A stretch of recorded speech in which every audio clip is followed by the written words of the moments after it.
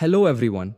Today's story, A Letter to God, written by Gregorio López y Fuentes, tells us about a simple farmer whose faith in God was stronger than anything else. His trust was so pure that he even wrote a letter directly to God. So, let's begin this heart-touching story. In a lonely valley, on the top of a low hill, there stood a small house. It was the only house in the entire area. From that house, one could see a river flowing nearby and fields full of ripe corn. The corn plants were covered with flowers, promising a rich harvest. The owner of the house was a hard-working farmer named Lencho. He lived there with his wife and children. Like most farmers, Lencho depended completely on his crops for his family's survival. That year, the crop looked excellent. Everything seemed perfect, and the family was expecting a good harvest. However, there was one thing that the fields still needed: a good rainfall.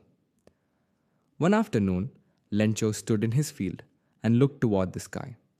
He carefully watched the clouds.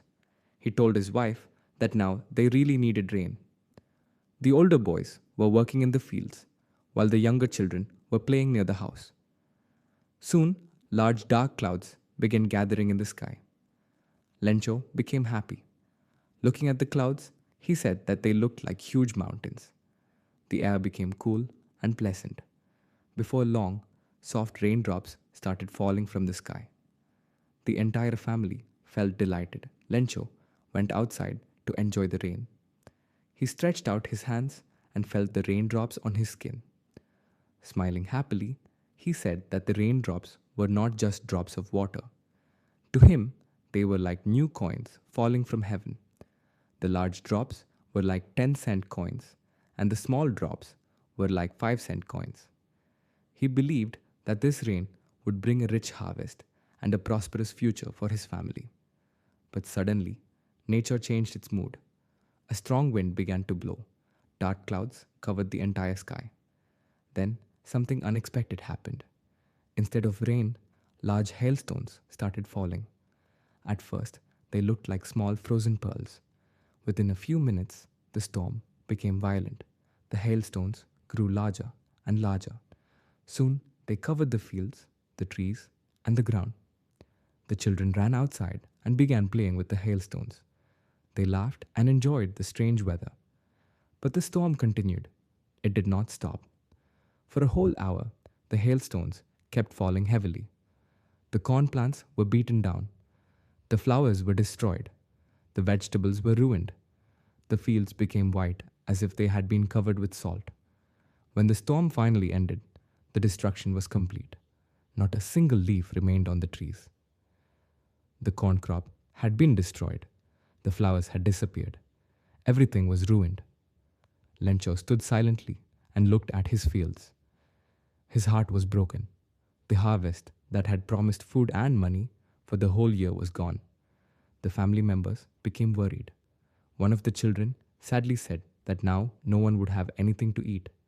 Another said that they would all go hungry. Lencho knew they were facing a terrible situation.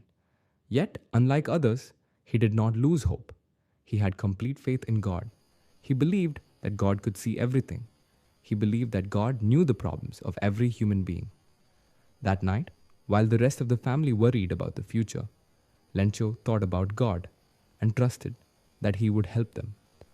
Lencho's faith was so strong that he decided to write a letter directly to God.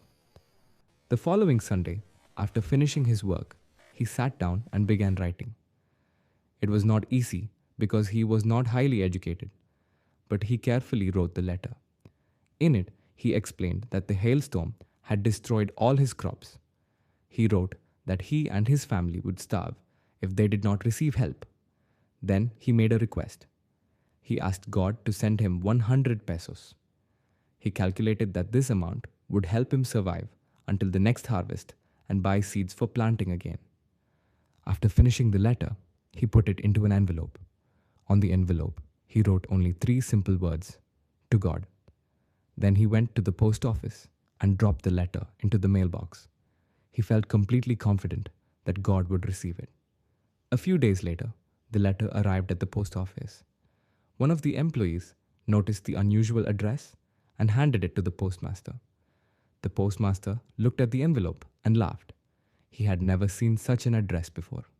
However, when he opened the letter and read it, his laughter disappeared. He was deeply moved by Lencho's faith. He admired the farmer's complete trust in God. The postmaster did not want Lencho to lose that faith. So, he decided to help. The postmaster came up with a plan. If God could not send money directly, perhaps he could help in God's place. He first contributed part of his own salary. Then he asked his friends and fellow employees to donate some money. Many people were touched by Lencho's faith and willingly contributed whatever they could. Unfortunately, collecting 100 pesos was not easy. Despite everyone's efforts, they could gather only 70 pesos. Still, the postmaster hoped that Lencho would be happy. He placed the money in an envelope and signed it simply as God. Then he mailed it to Lencho. The following Sunday, Lencho went to the post office. He was expecting a reply. He never doubted that God would answer his letter. When he received the envelope, he showed no surprise. For him, it was completely natural. Calmly, he opened the envelope and found the money inside. He immediately began counting it. But instead of becoming happy, he became angry. There were only 70 pesos. He had asked for 100 pesos. 30 pesos were missing. Lencho could not believe that God would make a mistake. In his mind, God was perfect and could never send less money than requested. Therefore, he came to a strange conclusion. Someone must have stolen part of the money. Without wasting any time, Lencho asked for paper and ink. He sat down and wrote another letter to God. This time, he was upset. In the letter, he thanked God for the money that had been sent. However, he also explained that only 70 pesos had arrived. Then, he requested the remaining 30 pesos. But he added one important instruction. He told God not to send the money through the post office again because, according to him, the employees there were a bunch of crooks. After writing the letter, he mailed it and left, still fully convinced that God would help him. The most interesting part of the story is its irony. The very people whom Lencho called crooks were actually the people who had helped him. The postmaster and the postal employees had collected money out of kindness and generosity. They expected nothing in return. Yet Lencho suspected them because his faith in God was so strong that he could not imagine God making any mistake. This creates both humor and sadness in the story. It shows how powerful faith can be and also how blind faith can sometimes prevent people from seeing the truth. Through Lencho, we see a hardworking, honest, and deeply religious farmer who never loses hope. Through the postmaster, we see kindness, generosity, and humanity. The story teaches us that faith gives people strength during difficult times. It reminds us that we should never lose hope when facing challenges.